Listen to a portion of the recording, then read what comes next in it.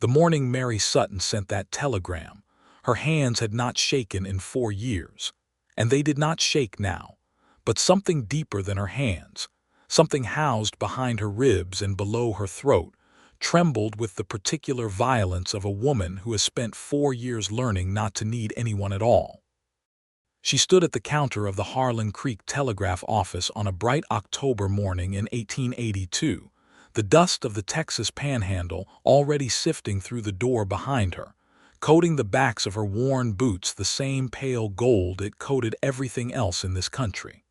Mr. Tibbs, the telegraph operator, was a small man with watery eyes and ink perpetually staining his right index finger, and he watched her with the careful neutrality of a man who had learned that the widow Sutton did not appreciate being looked at with pity. She had written the message twice on a scrap of brown paper before she came in, because she had not wanted to stand at his counter and compose it in front of him. The message was precise and short, the way she had trained herself to be. It read, "Harlan Creek Ranch in trouble. Need experienced hand for cattle drive and fence repairs. WAGES fair. Mary Sutton."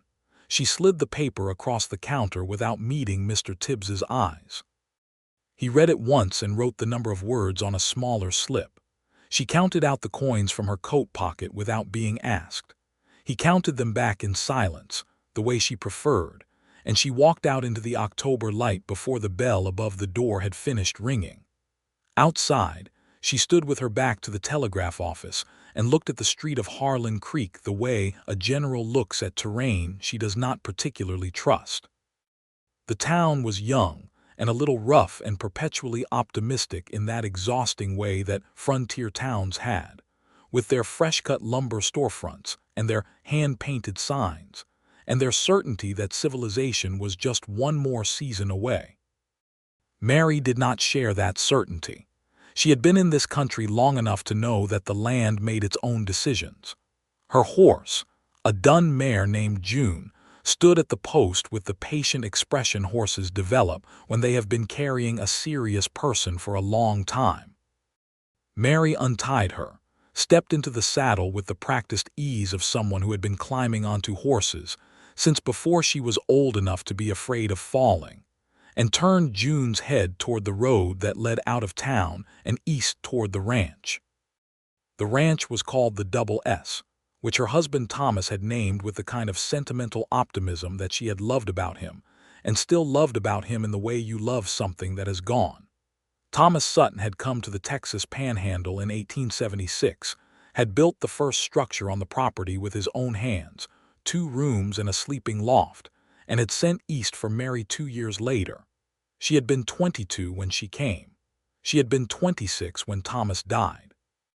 He had died of a fever in the summer of 1878, 4 years ago now, which was the calculation that explained everything about the 4 years she had not asked anyone for anything.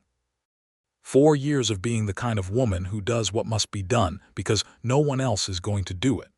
4 years of making decisions that terrified her and making them anyway, of learning the cattle trade in increments, of repairing fences herself when the money was not there to hire help, of sitting up with sick animals in the dark, and talking to them in the quiet voice she never used in daylight because it felt too soft for what the days required.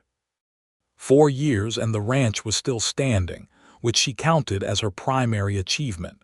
But this past summer had been brutal. A dry spell that cracked the earth had been followed by a flash flood that had done the cracking earth an enormous amount of damage.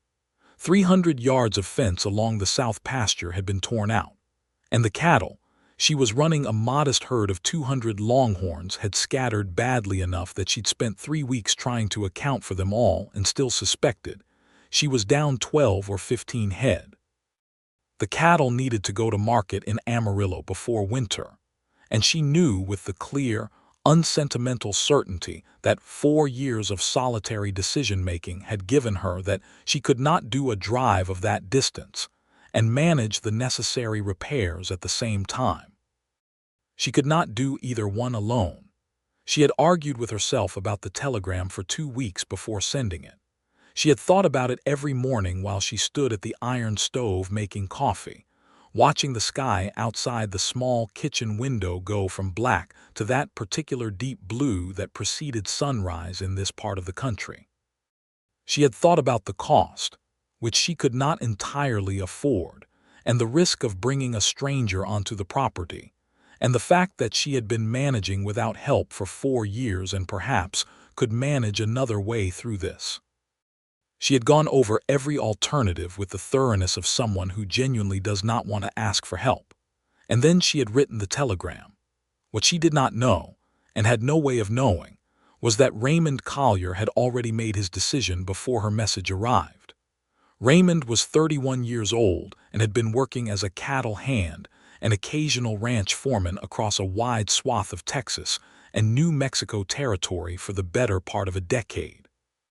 He was from Georgia originally, which showed in certain qualities of his character, a particular stubbornness about hospitality, a way of being formal in moments when other men were casual, though it did not show in his manner of work or his comfort in the saddle, both of which were entirely Texan by adoption.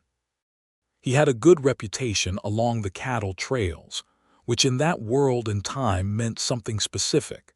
It meant men would hire him and trust him and follow his direction, and that cattle had a tendency to arrive at their destinations alive.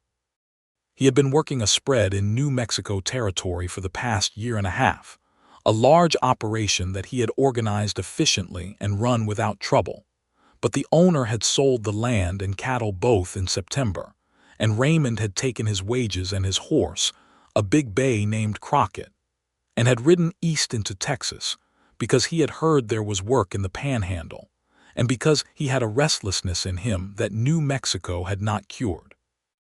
He had come through Amarillo first, spent 2 nights, and heard from a man at the livery that there was a widow woman running a cattle ranch east of Harlan Creek who had a reputation for running a decent operation, but was having a hard season. The man at the livery had said it the way men in small towns say things about women running ranches alone, with a particular combination of grudging respect and waiting for her to fail that made Raymond's jaw set in a way he did not examine too closely. He had already decided to ride toward Harlan Creek before the telegram arrived. It was a Tuesday when he made that decision, in the livery with the smell of hay and horses and autumn air drifting in from the open doors. He paid for his horse, ate a good meal, and headed east. He arrived in Harlan Creek on a Thursday morning, 2 days after Mary had sent her telegram, which was not enough time for a response to have come back to her through any normal means. Mr. Tibbs had received no reply. Mary was out at the south pasture when Raymond Collier rode into Harlan Creek and stopped at the general store to ask for directions to the Double S Ranch. The woman behind the counter at the general store was Mrs. Harding, who had known Mary for 3 years and spoke of her with the careful affection one reserves for people one admires and worries about in equal measure. She looked Raymond over in the way that women in small frontier towns had developed as a form of community self-protection, thoroughly and without any pretense of not doing it, and apparently found what she saw acceptable, because she gave him directions without hesitation. "You tell her Clara Harding sent you," she said. "Tell her I said she ought to let somebody help for once." Raymond thanked her, settled his hat, and rode east. The Double S Ranch came into view in the early afternoon, and what Raymond saw when he came over the last low rise was not what men at the livery in Amarillo usually described when they were waiting for a woman to fail. What he saw was a property that had clearly been worked with intelligence and stubbornness, and something beyond both. The main house was a solid structure, larger than the original 2-room building Thomas had built, because Mary had added a proper kitchen and a 3rd room in 1880. The barn was in good repair. The corral fencing was tight and carefully maintained. There were chickens, and a kitchen garden that had been put to bed for winter with the neat efficiency of someone who did not waste anything. What he also saw, as he came closer, was a woman at the fence line between the house yard and the south pasture, and she was on the wrong side of an argument with a section of damaged fence post that was refusing to come out of the ground. She had a steel pry bar and her full weight behind it, her boots planted in the dry earth, her dark hair coming loose from its braid in the wind. She was wearing a man's canvas work coat and leather gloves, and she was absolutely not winning the argument with the fence post, but she had not stopped arguing. Raymond pulled Crockett up at the gate to the house yard and sat for a moment watching, not because he was being idle but because something in the quality of her determination stopped him. He had seen a lot of people work in his life. This was something different from work. This was a woman who had made an agreement with herself that she would not stop until the thing was done, and the agreement was older than this particular fence post. He dismounted, looped Crockett's reins over the gatepost, and walked toward her. She heard him coming. She had that quality of awareness that people who live alone in open country develop, the ability to feel a presence before they see it, and turned. She held the pry bar across her body without thinking about it, not threateningly, just with the reflexive caution of a woman alone. Raymond stopped when he saw her face, not because she was beautiful, though she was, in the particular manner of women shaped by hard outdoor work, and serious thought strong-boned and brown from the sun, with dark eyes that assessed him in under a second with the efficiency of someone who had learned that second impressions were a luxury. He stopped because her eyes, dark as they were, held something he recognized. He had seen it in the mirror on certain mornings. It was the look of someone who has been carrying the whole weight for too long and has gotten so accustomed to it that they no longer know what it would feel like to put it down. "Mary Sutton," he said. "Yes," she said. Her voice was even and direct, which he appreciated. "My name is Raymond Collier," he said. "I came through Amarillo and heard you might be needing an experienced hand. Mrs. Harding in town sent me this way." A pause. She looked at him with those quick, assessing eyes, then at his horse, then at the road behind him as though checking whether he had brought anyone with him, then back to him. "I sent a telegram 2 days ago," she said, "looking for help." "I didn't know about the telegram," he said. "I was already riding this direction." Something moved across her face that he could not fully read, the particular expression of a person who has made themselves not believe in coincidence because coincidence requires a kind of trust in the universe that is too expensive. And then she settled it back into the careful neutrality she wore like armor. "Can you ride?" she asked. "Yes." "Can you work cattle?" "Driven them from here to Kansas and back," he said. "Can you build fence?" "I can." She looked at the fence post she had been fighting, then at the pry bar in her hands, then at him. There was a moment of silence that felt, to Raymond, like watching someone calculate something very complicated very quickly. "I'll show you what needs doing," she said. "If your work is what you say it is, we'll talk wages." She did not offer her hand. He did not expect her to.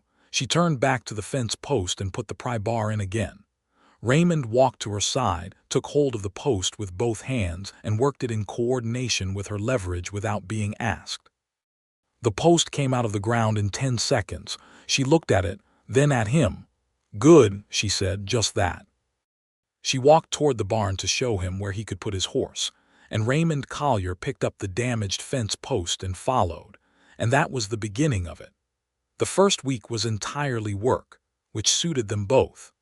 Raymond moved into the small bunkhouse that sat to the left of the barn, which had not been occupied since a young hand named Del Prout had worked the ranch briefly in 1880 before moving on to better-paying work in Colorado. Mary had kept it clean in the neutral way. She kept everything out of habit, and a belief that things let go to ruin tended to stay ruined. So Raymond had a decent bunk and a potbelly stove, and a single window that faced east and caught the morning light. He was up before dawn every morning, which she noted with the quiet approval of someone who has learned that the difference between a useful person and a useless one often comes down to whether they are up before or after sunrise. She would already be in the kitchen when she heard him moving in the bunkhouse, already at the stove with the coffee on, and she began, without making any particular statement about it, making enough coffee for two. The first morning she left a cup on the kitchen windowsill without asking whether he took it. He found it there on his way to the barn, drank it in 3 long swallows in the October cold, and set the cup back on the sill. Neither of them mentioned it. The second morning the cup was there again. They worked the fence line through the first 3 days, and Raymond quickly understood the full scope of what the flood had done. It was not just 300 yards of broken fence. It was 300 yards of broken fence in the worst possible section, the section that bordered the property of a man named Gideon Marsh. Marsh owned the neighboring land to the south, a larger spread called the Bar M, and he was the kind of neighbor who had been waiting 4 years for Mary to give up. Raymond had been on the property exactly 1 day before he heard the name from Mary herself, stated with the flat precision of someone describing a weather pattern she disliked, but had learned to plan around. "Gideon Marsh has been making offers on this land since my husband died," she said. They were measuring fence posts in the barn, both of them holding ends of the measuring line. "He sends a man around every few months. Last one came in July, right after the flood." "What did you tell him?" Raymond asked. "The same thing I've told him every time," she said. "No." Raymond looked at the section of fence visible through the barn doors. "He hasn't tried to push cattle onto your land." "Not yet," she said, which meant she had thought about the possibility. "He will if that fence stays down too long." "That is why," she said with a particular dryness, "I am fixing the fence." Raymond nearly smiled. He did not, because it did not seem like the right moment, but the nearly smile was there, and he thought she might have seen it because something brief and complicated crossed her face before she turned back to the measuring line.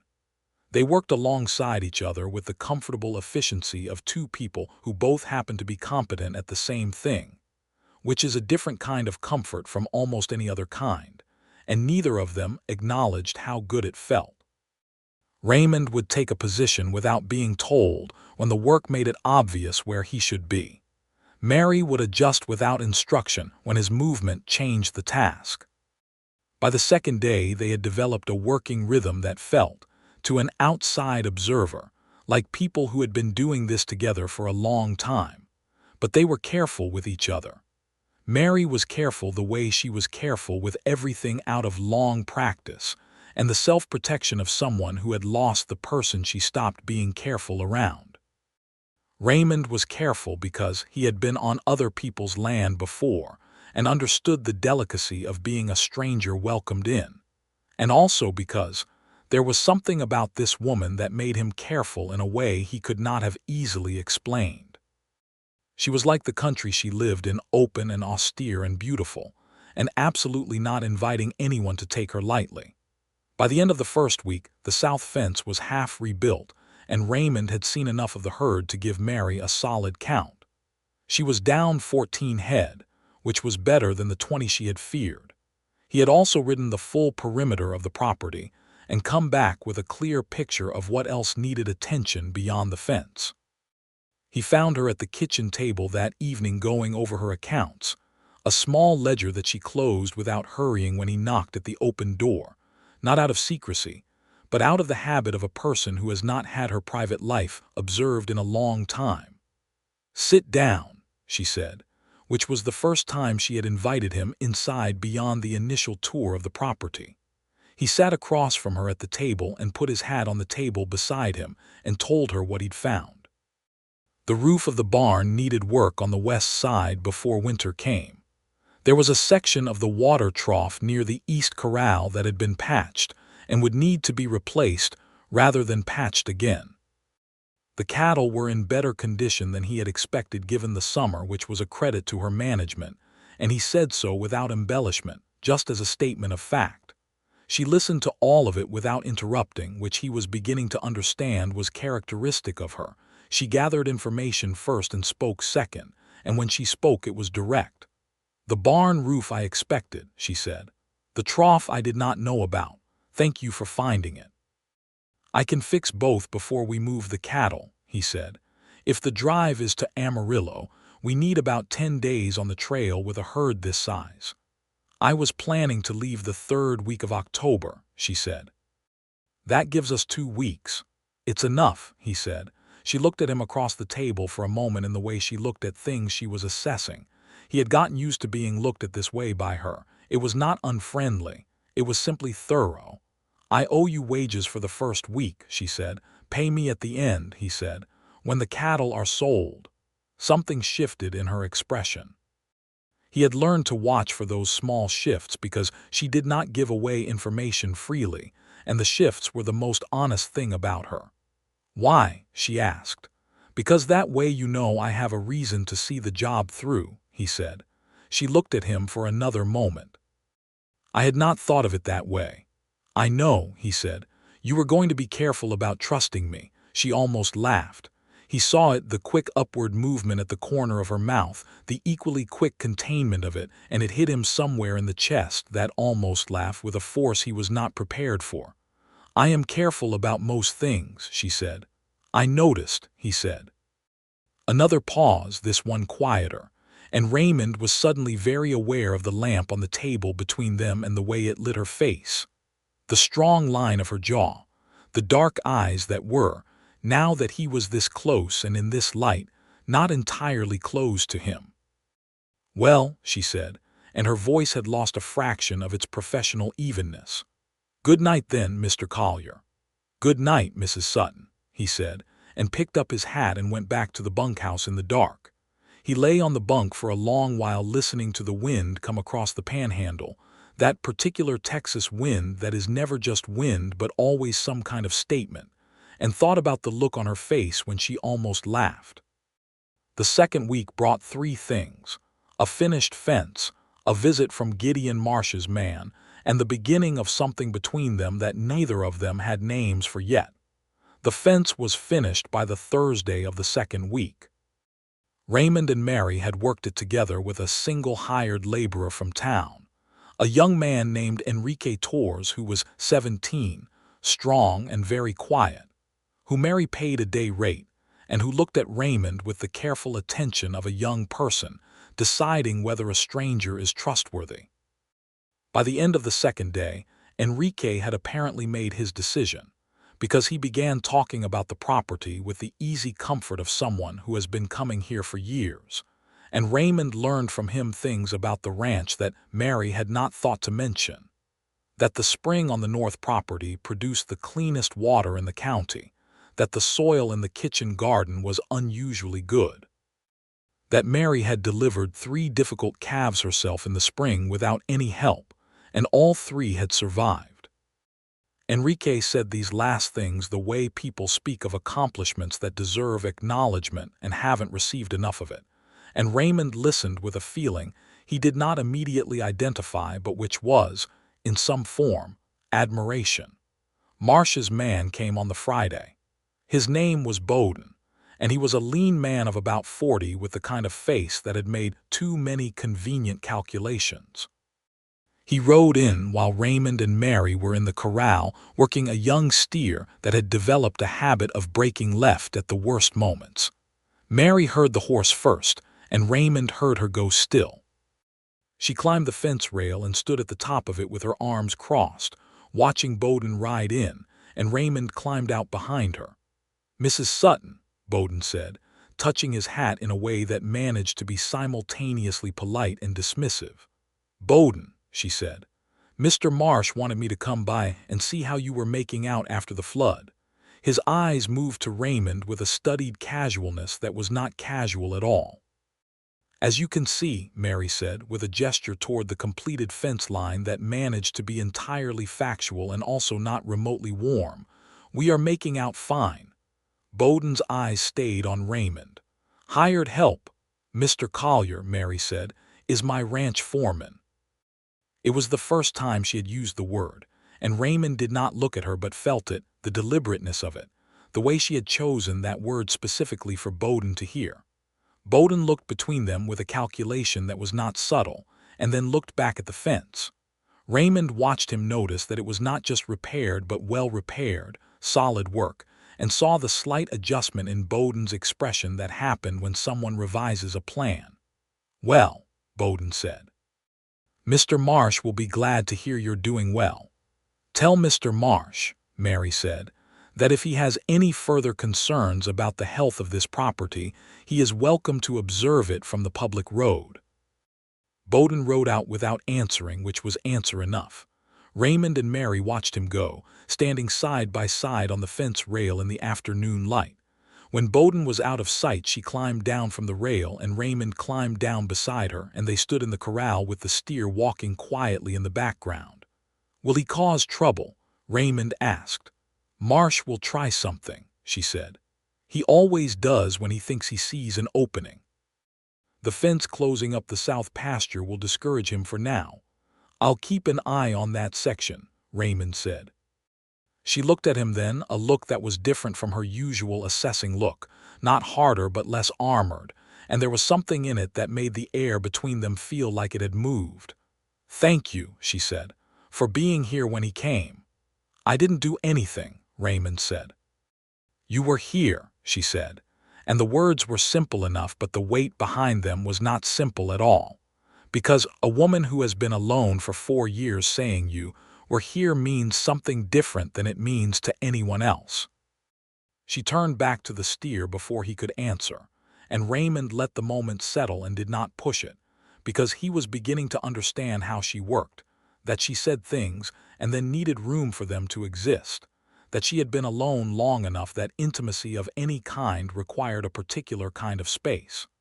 That evening she cooked supper and left a plate on the windowsill with a note that said simply, "Better than the stove." He stood in the cold looking at the plate for a moment and then brought it inside and ate it at the small table in the bunkhouse. And the food, beans and cornbread and a piece of cured ham and a slice of dried apple pie, was so good and so clearly made with care that he had to sit with the feeling for a while before he understood what it was. She had fed him before. She left supper out every evening. But there had been something tonight, the note, the pie, that was different from practical provision. He thought about this for a long time in the dark. The following Sunday was the only day she did not work from dawn. She rode to the small church in Harlan Creek in the morning, returning by noon, and Raymond used the morning to take Crockett out for a longer ride, which the horse needed after 2 weeks of fence work. He rode south toward the Bar M's perimeter and observed it with the professional attention of a man who has learned to read land and understand what the people on it intend. The Bar M was a larger operation and showed it more cattle, more hands visible in the distance, the particular organized sprawl of a ranch built on confident money. Raymond rode back with a clearer understanding of what Mary was up against and a corresponding sharpening of his attention to her situation. When she returned from church, she found him in the barn examining Crockett's shoe, which had developed a slight looseness that needed the smithy, and she stood in the barn door for a moment watching him work before he looked up.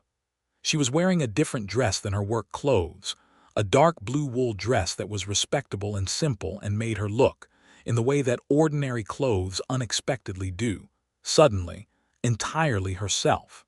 Her hair was arranged properly. She was carrying her Bible in one gloved hand, and she looked both exactly like who she was every day and somehow also like a person he was seeing for the first time. "I'll need to take Crockett into town Monday," he said, keeping his voice practical. "I can take him when I go in for supplies," she said. "I was planning to go Monday morning." "I'll come with you," he said. "The supply wagon is heavy work." She paused in the way she paused when she was deciding whether to accept something. "All right," she said.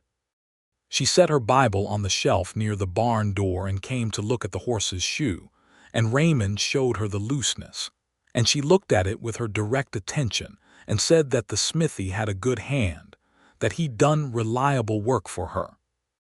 And then they talked about the horse in the easy way people talk when they are really talking about something else, both of them aware of the quality of the October afternoon light in the barn and the particular comfort of just being in the same space without anything needing to be said. "Did you have horses in Georgia?" she asked, which was the first question she had ever asked him about himself. He looked at her. She was still looking at Crockett's hoof, keeping her question casual, but the question itself was not casual. It was the first time she had reached toward his history. "My father kept 2, he said. Work horses, not cattle horses. Good animals, though. Do you miss it, Georgia? A pause. He considered the question honestly. I miss certain things about it, he said. The weather in spring, my mother's cooking. He stopped. And my brother, he died in the war. She looked at him then directly. I am sorry, she said, and she meant it in the way a person means it when they understand loss specifically rather than in general. Thank you, he said. How long have you been in Texas? She considered the timeline the way she considered everything. 6 years, she said. I came from Ohio. Thomas had been here 2 years already when I came out. Did you always want to be in the West? She almost laughed again, that small, quickly contained movement, and this time he was close enough to see that when she almost laughed it reached her eyes in a different way than her usual expression. I wanted to be where Thomas was, she said, and where Thomas was here. A pause. And then it became mine in a way I hadn't expected. You love this land, he said. It was not a question. She looked out the barn door at the flat, pale, enormous landscape of the Panhandle. I love what I built on it, she said. That is not quite the same thing, and then more quietly, but yes, I think I love the land too. Raymond looked at the same landscape, and then back at her face in profile, and something in his chest was doing something that he had not felt in a long time, and he thought it might be best to pay attention to Crockett's shoe. Monday in town was a different kind of time. Harlan Creek was busy on Monday mornings, and Raymond and Mary came in with the supply wagon and worked through their errands with a natural division of tasks that had nothing discussed about it. He went to the smithy with Crockett. She went to the general store. They met at the wagon afterward with the understanding that if one finished first they would wait for the other. Mrs. Harding in the general store looked at Mary with the bright, barely suppressed interest of someone who had sent a man in a particular direction and was now very curious about the results. He seems to be working out well, she said, with a studied casualness that Mary recognized as the opposite of casual. He is a competent ranch hand, Mary said. He is also, Mrs. Harding said, beginning to measure out flour. A very handsome man, Mary. I hadn't particularly noticed, Mary said, which was entirely untrue and which Mrs. Harding received with the gentle skepticism it deserved, saying nothing but looking at Mary with the particular expression that old friends use when they are allowing someone their dignity. Mary carried the first load of supplies to the wagon and found Raymond already back with Crockett, the shoe repaired, and the horse looking pleased with himself in the way horses do when they have recently received professional attention. Raymond was talking to a man she didn't know, a young man of perhaps 20 or so, with an easy, friendly manner, who was clearly asking questions about the cattle trade. She came up to the wagon and Raymond turned to introduce her immediately, without any of the hesitation that men sometimes had about acknowledging a woman in a professional context. This is Mrs. Sutton, he said. She runs the Double S Ranch east of here. The young man, his name was Henry Park, and he was new to Harlan Creek, looking for work, turned his full, polite attention to her, and she told him to talk to the storekeeper, who knew of several properties that were hiring. When he left, Raymond began loading the heavier supplies into the wagon without being asked, and Mary passed things up to him, and they worked through the loading together in the easy rhythm that had become their way. 2 women Mary recognized from church walked past and looked at them with the unguarded interest of people seeing something they think is new, and Mary felt a warmth rise in her face that she was very glad she was looking into the supply wagon and not at anyone who might notice.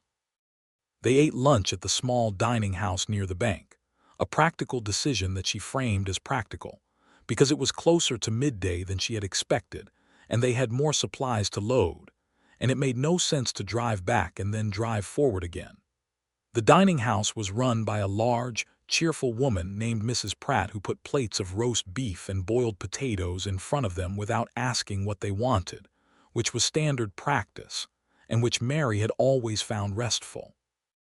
They sat across from each other at a small table by the window. The street of Harlan Creek moved outside the glass horses, a dog, a child running for reasons of his own, two men arguing companionably about something in front of the barber shop. Raymond had removed his hat, which he always did indoors, and in the indoor light Mary was aware of his face in a way she was not quite aware of it outdoors where there was always work to focus on. He had a strong, quiet face, the kind of face that held its feelings deliberately rather than broadcasting them, which she understood and respected because she held her own feelings the same way. "How long have you been doing this kind of work?" she asked. He looked at her with a slight surprise. She had never asked a directly personal question at work and then answered without making anything of it. "Since I was 19, he said. "I came to Texas the year after the war ended and got work on a drive almost immediately. I've been doing it since." "Have you never wanted your own land?" she asked. The question sat between them for a moment. He turned his water glass in his hands once, a thoughtful gesture. "I have thought about it," he said. "There are places in this country that I would have been happy to settle." He paused, and something in his expression shifted. "I suppose I was waiting for the right reason to stop moving." She looked at him across the table and he looked at her, and the honest directness of his gaze, not pushing, not retreating, simply present, did something to her that she had not felt in 4 years and had not expected to feel and did not entirely know what to do with. "Well," she said, returning to her plate, "the Panhandle is better than it looks in summer." He smiled then, a real smile, not the almost smile she had seen, and it changed his face completely, opening it up, and Mary Sutton, who had not blushed in 4 years, felt warmth in her face and was grateful for Mrs. Pratt arriving at that moment with coffee. The drive preparations took the final days before departure, and they were busy in the close, organized way that preparation for a cattle drive is busy, everything needing to happen in a specific order, nothing able to wait. They were taking the full herd, 186 head after Raymond's final count, and the trail to Amarillo was 3 days of driving through open country that in autumn was beautiful and cold and required constant attention. Mary had made this drive twice before, both times with 2 hired hands who had been competent but not invested. Raymond was both competent and invested, and the difference showed in the preparation.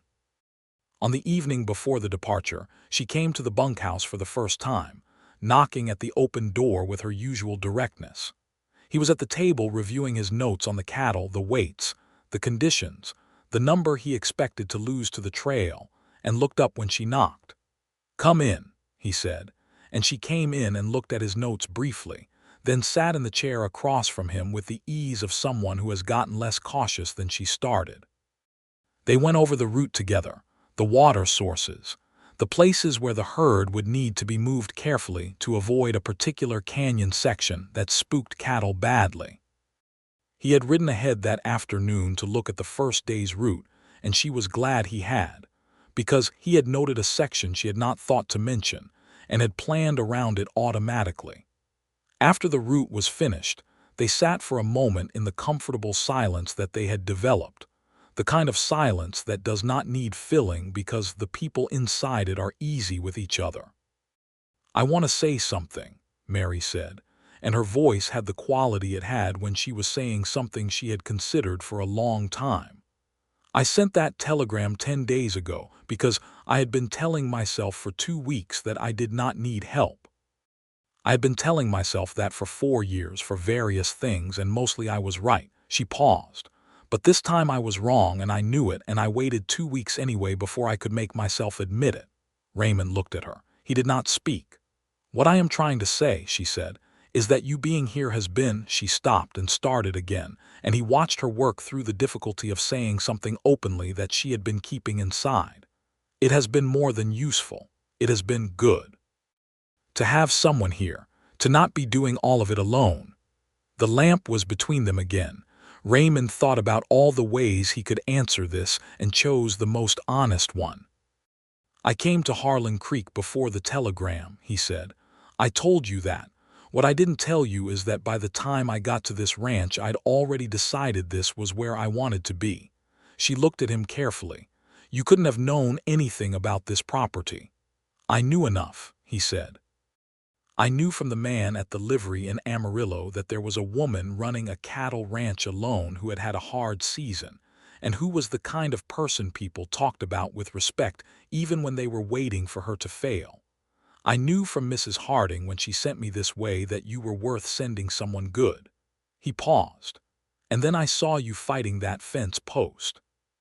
She held his gaze, and the armor she wore was not fully down, but it was down enough that he could see what was behind it, not weakness, nothing like weakness, but something much more difficult and much more moving, which was the specific loneliness of a capable person who has been alone so long they have forgotten that capable people are allowed to want company. I am not an easy person to work with, she said. I noticed, he said, and this time the almost smile was a full one, and she looked at it and something in her expression went soft and unguarded in a way that was brief and entirely unintentional, and which he found in that fraction of a second the most beautiful thing he had ever seen. She looked away and stood up. "We should both sleep," she said. "Early start." "Yes, ma'am," he said, and picked up his hat. She was at the door, and then she turned back. "Raymond," she said, using his given name for the first time, and he went very still. "Thank you for coming here." A pause. "Whatever the reason." "There was only ever one reason," he said quietly. She looked at him for one more moment in the lamplight, and then went out into the dark, and Raymond sat down again and did not pick up his notes for a long time. The drive was 3 days of hard, good work. They pushed out before dawn on a cold October morning with the stars still thick overhead, Raymond on Crockett riding point, and Mary riding swing on the right side on June, the cattle moving with the particular reluctant momentum of animals that know they are being moved from home. The Panhandle in October was flat and enormous and cold in the mornings and golden in the afternoons, and the sky was the kind of sky that makes even practical people feel something large and difficult to name. The first day was the hardest, as first days of drives always are. The cattle were fresh and contrary, and 2 of the younger steers tested every option available before accepting that the option available was forward. Raymond handled them with the efficient calm of someone who has done this many times, reading the herd without appearing to watch it, making corrections early and small so they never became corrections late and large. Mary watched this with the experienced appreciation of someone who knows good cattle work and had not seen it from another person in a long time. At midday they paused at a creek crossing she knew well, letting the cattle drink, and they sat their horses side by side watching the herd spread along the creek bank. "Your herd knows you," Raymond said. She looked at him. "What do you mean?" "They move easier for you than for me," he said. "They've been reading you for months. They know what your movements mean." She looked at the cattle along the creek. It was true she had a particular way with them, not a soft way but a consistent one, and animals noticed consistency more than they noticed kindness. Thomas had told her that, and it had turned out to be right. "Thomas told me that," she said, "about consistency." It was the first time she had said Thomas's name to him directly rather than in passing. He let it rest where she put it, without moving toward or away from it, and she appreciated that more than she could have explained. "He was right," Raymond said simply. They pushed on through the afternoon. The second day brought a thunderstorm in the morning. Not a serious one, but serious enough to spook the south flank of the herd, and Raymond drove hard to the left to cut them off, while Mary held the right, and they managed to keep the herd moving forward rather than sideways with the kind of instinctive coordination that neither of them had planned for, and both of them executed perfectly. When the storm passed and the herd was settled and they came together at the front of the moving cattle, their horses breathing steam into the cold air, Raymond looked at her across the space between their horses with an expression she had not seen on his face before, a kind of open, uncomplicated delight at what they had just done together. "That was good riding," he said. "It was good positioning," she said. "You read which direction they would break before they broke." "I had a good partner holding the right flank," he said. She felt the warmth again.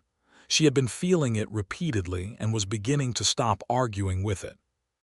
They made camp the second night at a site she had used before, a flat ground with a good windbreak from a low sandstone formation, and enough dry wood near the creek for a fire. The temperature dropped hard after dark, as it did in October in this country, and they sat close to the fire and ate the simple trail food she had packed: jerked beef, hard bread, dried apples, coffee that was strong enough to be its own argument. She sat with her blanket across her shoulders and her coffee cup in both hands and looked at the fire, and Raymond sat to her left close enough that she was aware of his warmth as a distinct thing from the fire's warmth, and the cattle moved softly in the dark beyond the fire's light, and the sky above was enormous and full of stars. "Tell me about Georgia in spring," she said. He looked at her with a quiet surprise. "You said you missed it," she said. "The weather in spring. Tell me what it's like."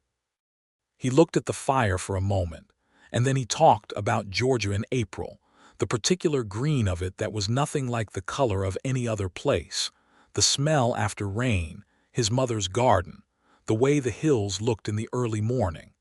He talked about his brother briefly and without too much pain, which she understood was not absence of pain but management of it. He talked about coming to Texas at 19 with nothing but a horse he had borrowed money to buy and a conviction that there was something in the West that he needed to find. "Did you find it?" she asked quietly. He looked at her across the fire. "I think I'm finding it," he said. She held his gaze and the fire crackled, and somewhere in the dark a coyote made its particular sound, the sound that in the early days of her time here had frightened her and now simply sounded like part of the night. "I used to be afraid of that sound," she said when the coyote had finished. "Coyotes. Coyotes at night, all of it really. The dark out here is different from the dark in Ohio. It's bigger." "Were you frightened when you first came?" "Often," she said. "I did not let Thomas know how often. I did not want him to think I regretted coming." "Did you regret it?" she considered. "No, not for a moment, even when I was frightened. I was exactly where I wanted to be." A pause. "I still am." Raymond looked at her for a long, quiet moment. "Mary," he said, and the use of her given name, which she had used for him last night and which he was using carefully now, felt like a door opened slowly. "I should tell you something." She waited. "I'm not planning to move on from Harlan Creek," he said. "I want to be clear about that. This is not me being in passing." The fire made a small sound. She kept her eyes on him and he kept his on her, and the honesty between them was so present and so clean that it felt like the best thing she had encountered in a very long time. "I am cautious," she said. "I have been cautious for 4 years." "I know," he said. "I'm not asking you to stop being cautious." "What are you asking?" she said, and her voice was even but not armored, and she was aware of the difference. "Nothing tonight," he said. "Tonight I'm just telling you where I stand." She looked at him for a long moment. Then she said, "All right," and then, after a pause, "I'm glad you're not in passing." They sat by the fire for another hour without speaking much, and the silence was the warmest thing she had felt in a long time. The third day brought them into Amarillo in the early afternoon, the herd moving in a long, dust-raising river through the outskirts of the town toward the stockyards. Amarillo in 1882 was a working town built on the cattle trade, loud and purposeful and smelling of everything that cattle towns smell of.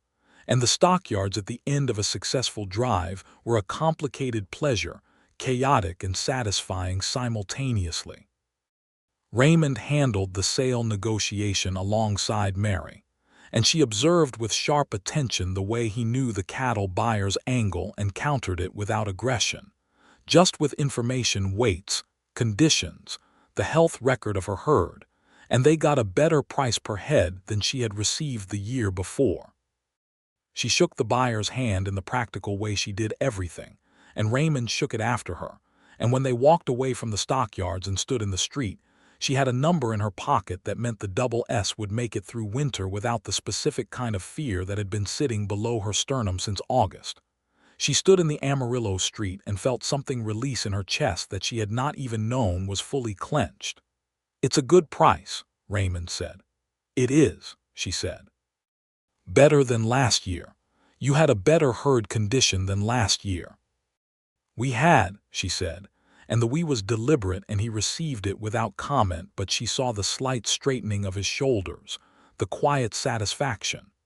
They stayed in Amarillo that night, 2 rooms at the hotel on the main street, which was a solid brick building that felt almost extravagant after 3 nights on the trail. Raymond ate supper with her in the hotel dining room, and they sat at a proper table with proper service, and she wore the dark blue wool dress she had brought in her bag. And across the table Raymond looked at her in the lamplight with his steady, honest eyes, and they talked about things that were not the ranch for the first time. She talked about Ohio, about her family, her 2 sisters, the particular comfortable smallness of her life before Thomas had written to her father and everything had changed. She talked about what she had been afraid of and what she had not been afraid of. He talked about the trail, about New Mexico, about the particular quality of land in different parts of the West, and how each place had its own character. After supper they walked the main street of Amarillo briefly in the cool autumn night, not because there was anything to see but because neither of them was ready to end the evening, and at the point where the lamplight from the hotel fell across the boardwalk she turned to him and said, without warning herself too much, "I am glad you came to Harlan Creek." He stopped walking, looked at her. "I know," she continued, "that I said that before, but I mean it differently now than I did in the bunkhouse. I mean I am glad you are here, not just for the ranch," she paused, "for me." Raymond looked at her in the lamplight for a long moment, and then he reached out and took her hand, just her hand, carefully, the way you take something that matters, and held it in the cool autumn air. She looked at their joined hands and then at his face and did not take her hand back. "I meant what I said by the fire," he said. "I'm not going anywhere." "I know," she said. "I believe you." He lifted her hand briefly to his lips and kissed her knuckles in the formal, Southern manner that was pure Georgia coming through, and she felt that warmth move through her again, warmer than it had ever been, and she understood with complete clarity that she had not been careful enough about Raymond Collier and did not particularly want to be any more. They rode back to Harlan Creek the following day, the supply wagon lighter without the supplies and the horses rested and moving well. They talked the whole ride home, which was new. They had talked before but never without purpose, and this was purposeful in a different sense, the purpose being simply that they wanted to. She told him things she had not told anyone in Harlan Creek, about the loneliness of the first year after Thomas, about the particular isolation of being a widow woman running a property that everyone assumed would eventually fail, about the way she had built her self-reliance not entirely out of strength, but partly out of having no other option and deciding to make a virtue of necessity. He listened the way he listened to everything, with his full attention, not waiting for her to finish so he could speak, but actually hearing what she said. "You built something real," he said, "out of what most people would have walked away from." "Thomas built it first," she said. "Thomas started it," Raymond said. "You kept it. That is its own kind of building." She rode with that for a while, and something in her that had been arguing against accepting it, against acknowledging what she had actually done, against letting herself take credit for 4 years of survival, went quiet.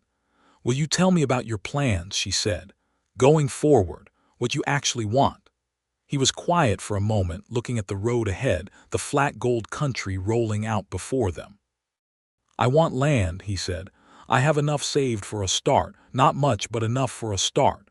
In this country, in this county," he said, which was more specific, and she felt the specificity.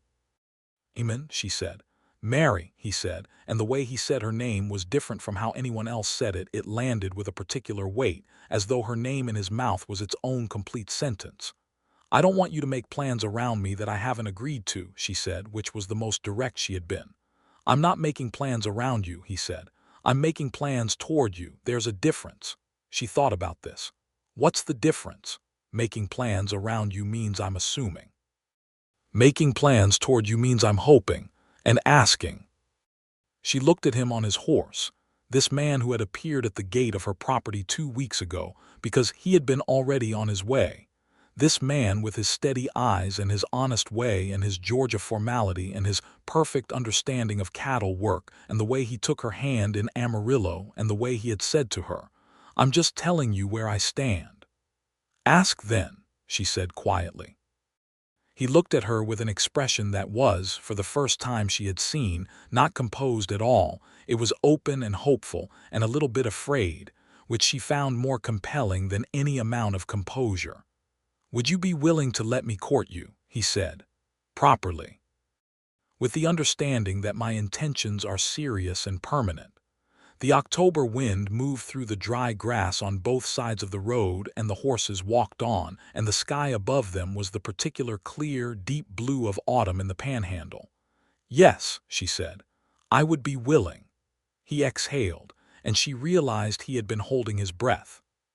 "All right," he said, and she watched the open expression in his face settle into something that was happiness.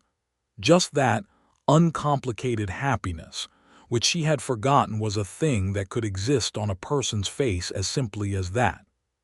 She smiled, and the smile was not contained and not quick and not almost a smile.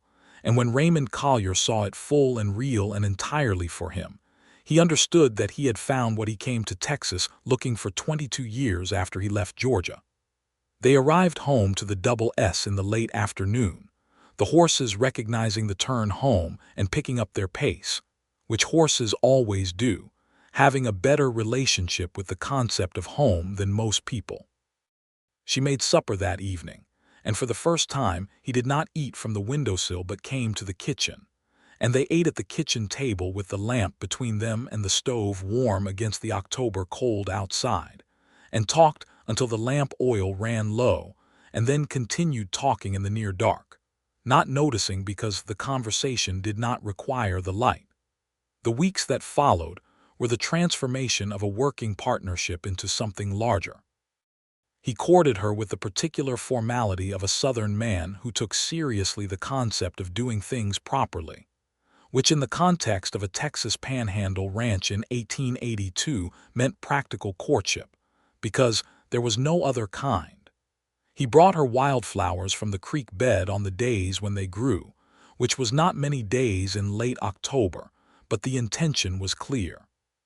He made the roof repair on the barn himself without telling her he was doing it, so she came out one morning to find it finished and stood looking at it with a complicated expression she didn't try to hide. He took her driving in the wagon to the next town over when there was a music night at the community hall, a thing she had not done since before Thomas died, and they danced, which she had been afraid she would not remember how to do, and which turned out to be a thing the body keeps regardless. She danced with him in the community hall in her dark blue dress with his hand at the small of her back, and the fiddle playing something cheerful, and the lamplight golden, and the other couples around them paying them no attention because everyone was dancing, and she thought, This is what I had stopped believing in." He looked at her while they danced with the expression she was beginning to know well, the steady, honest expression that said, "You, entirely you," and she looked back at him and did not look away. November arrived cold and busy. The fence repair was fully complete. The barn roof was solid. Raymond had replaced the water trough and made 3 other improvements she had not asked for, and which she went back and forth about accepting before accepting them, because each one was done with the clear understanding that the benefit was to the ranch and therefore to her, and he was not asking for credit for any of it. He began to look at the land adjacent to her north property, which was available and which he had enough savings to make a first payment on. She observed this with the careful neutrality of someone who is not yet ready to say what they think but is thinking it very clearly. The land adjacent to the north was good land, well watered by the spring Enrique had mentioned, with soil that held. One evening in November he spread a rough map on the kitchen table. He had drawn it himself, which was a quality of care she noticed, and showed her the parcel. It was 120 acres, modest but workable. "If I purchase it," he said, "it would make sense to operate it in coordination with the Double S. The water from your North Spring feeds this lower section here." She looked at the map. "That is a practical consideration," she said. "It is," he agreed. He looked at her. "It is also not the only consideration." She looked at the map for another moment. Then, "Raymond, are you asking me to marry you through a land map?"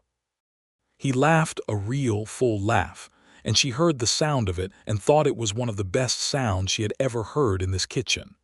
"No," he said, "I am not asking you to marry me through a land map. I am being transparent about my practical thinking so that when I ask you properly, which I intend to do properly, you understand that I have thought about the whole picture." "The whole picture," she repeated.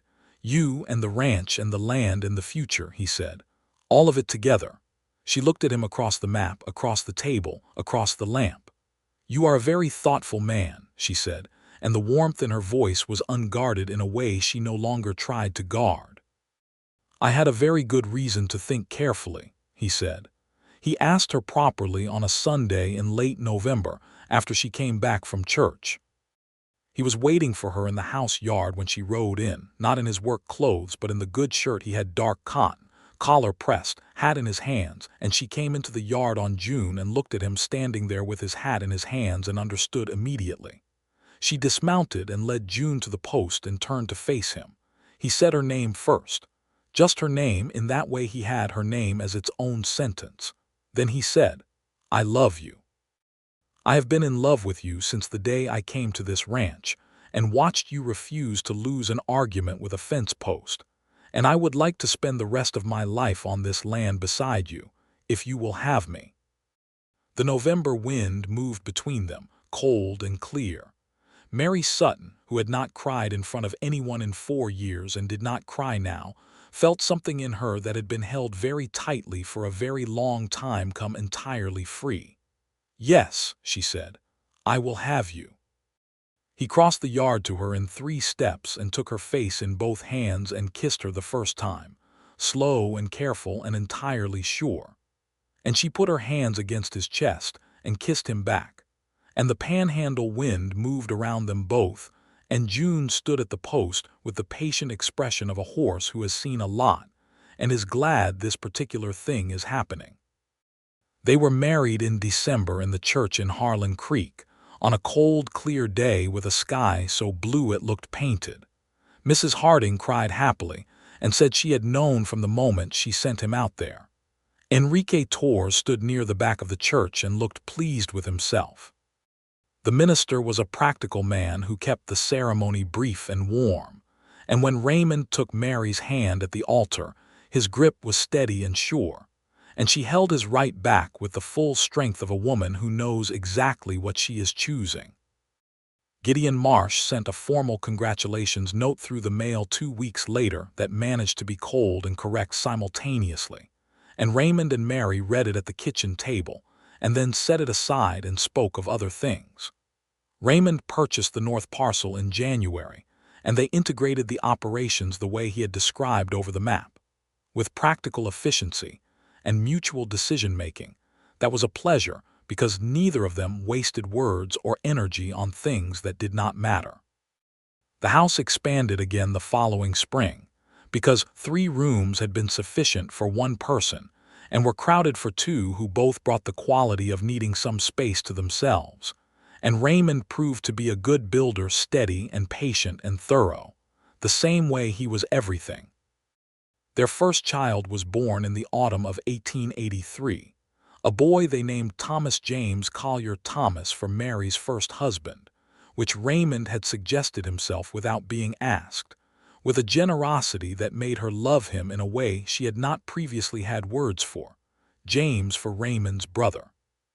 Tom had his father's steady eyes and his mother's stubbornness, which meant he was a remarkable child, but not always a manageable one. The double S grew.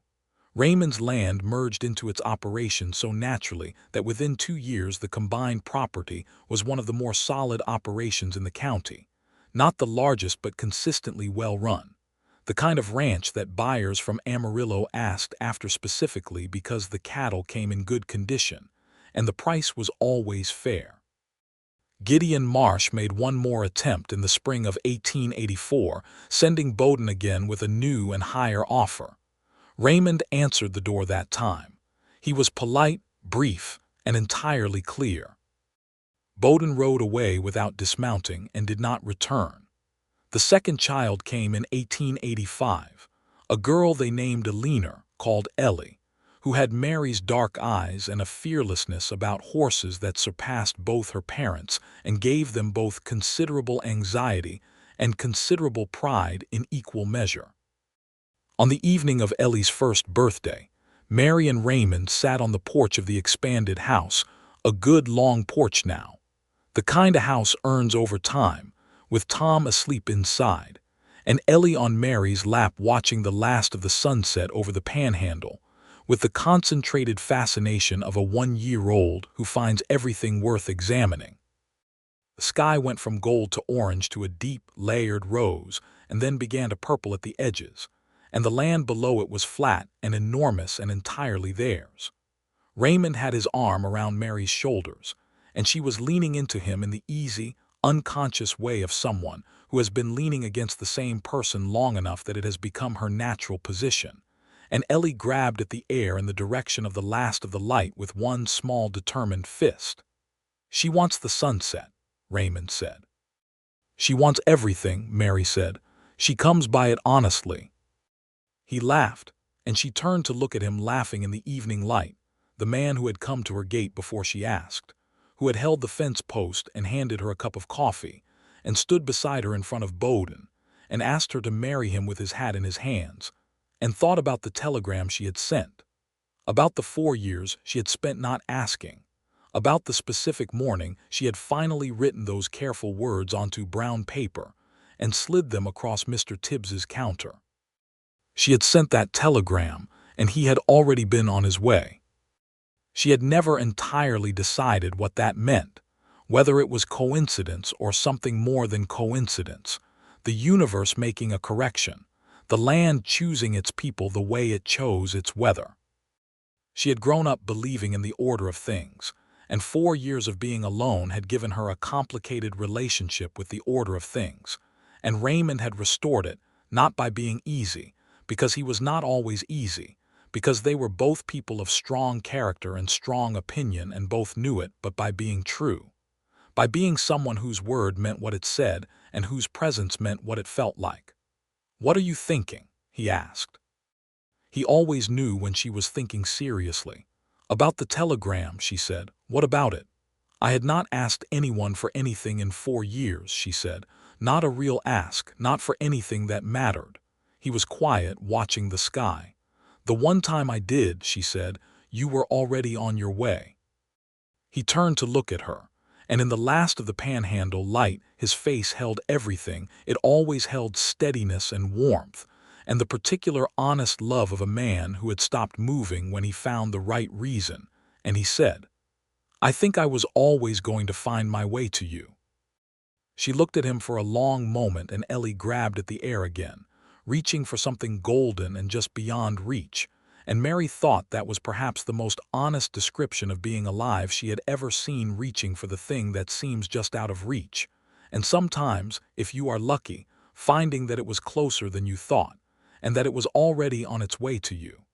"Yes," she said quietly, "I think so too."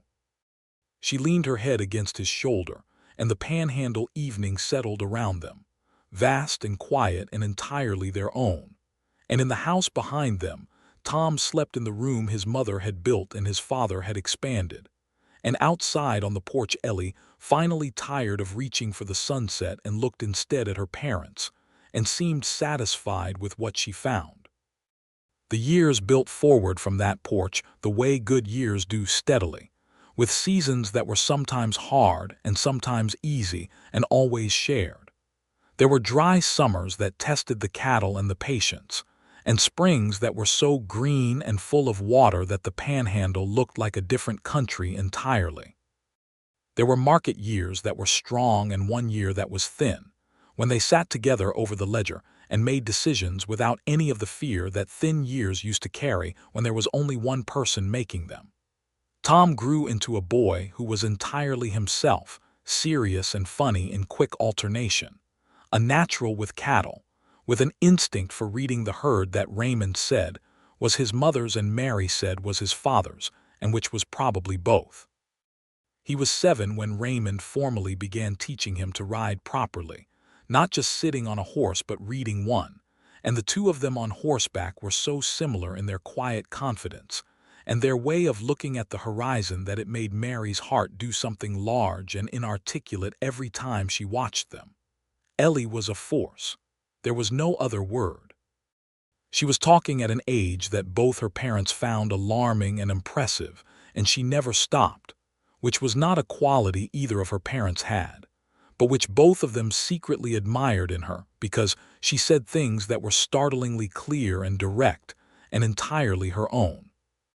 She began helping Mary with the kitchen garden at an age when most children would rather have been doing anything else, and she had a genuine talent for growing things that surprised them both. In 1887, Mary learned she was expecting again, which they received with joy and practical planning in equal measure, the way they received most things. The third child was a boy, born in late autumn like his brother had been, and they named him Daniel, and he came into the world with a calm that neither of his older siblings had displayed, and which both parents took as a personal gift from a child who knew they had earned some peace. By the time Daniel was born, the double S was a different property than the one Mary had been defending alone in 1882, not because its essential character had changed, but because what had been maintained through stubbornness alone was now maintained through shared purpose, and the difference was not visible in the fence lines or the cattle numbers or the deed, but in the quality of the life that happened inside it. On a December evening in 1887, with Daniel a few weeks old and sleeping in the cradle Raymond had built in the bedroom and Tom and Ellie asleep in their rooms, and the house quiet and warm against the winter outside, Mary sat at the kitchen table feeding Daniel while Raymond made coffee. The lamp was on the table as it had always been, and the stove was as warm as it had always been, and Raymond moved through the kitchen the way he had moved through it for 5 years now, with the ease of a man who is entirely at home, who stopped running when he found his place. He set her coffee cup beside her hand without asking. She looked at the cup, and at his hand, and at his face when he sat down across from her, and she thought, "This is it. This is what I was doing all of it for. All of it, the 4 years alone, the telegram, the years building, it was all going somewhere, and this is where it was going." Daniel made a small sound of contentment and resettled, and Mary looked down at him and up at Raymond with an expression that did not need words, and Raymond looked back at her across the lamp with the same. Outside, the December wind moved across the panhandle, cold and wide and older than any of them, and the Double S Ranch sat solid in the Texas dark, every fence post in its place, every board tight against the weather, every room lit from within. The woman who had not asked anyone for anything in 4 years had asked once, and the world had answered before she finished asking, and now she sat in the kitchen of the home she had defended and built and expanded and loved, with 3 sleeping children and a man who had come when she needed him, had come before she needed him, had been already on his way, and the life that spread out ahead of them was as wide as the panhandle sky and as rooted as the land beneath it, and it was good. And it was fully and completely theirs.